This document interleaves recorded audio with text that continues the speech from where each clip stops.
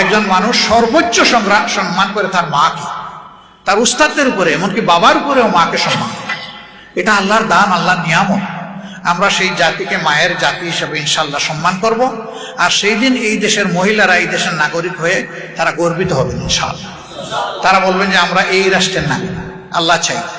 তা আমরা এমন একটা বাংলাদেশ করতে চাই, আমরা কোনো যুবকের হাত আর বেকারের হাত দেখতে চাই, আর বেকারের কোনো শিক্ষাও আমরা কোনো যুবককে দিতে চাই না।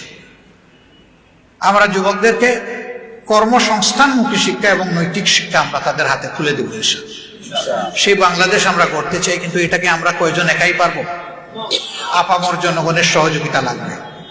আমরা খুবই আশাবাদী আমাদের ইয়াং জেনারেশনকে, আলহামদুলিল্লাহ তারা পারবে। আমরা আমাদের এই সোনার ছেলে মেয়েদেরকে সেইভাবে গড়ে তুলব ইনশাআল্লাহ।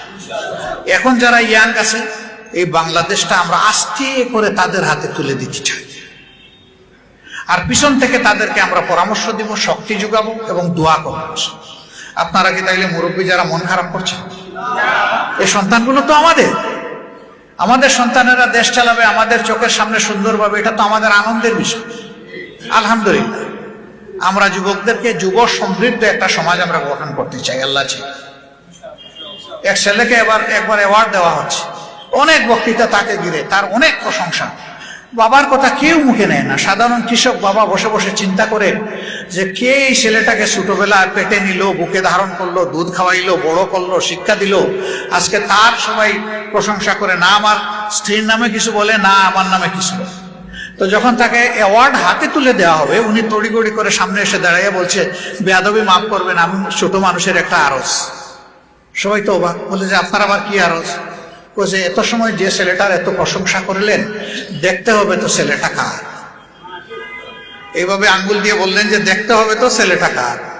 অর্থাৎ তিনি বুকের ছেলেকে আবার বুকে ফিরাই আনলেন। আলহামদুলিল্লাহ আমরা সেইভাবে আমাদের গর্বিত সন্তানদেরকে বুকে ধারণ করে সামনে এগিয়ে যাবো ইনশাআল্লাহ।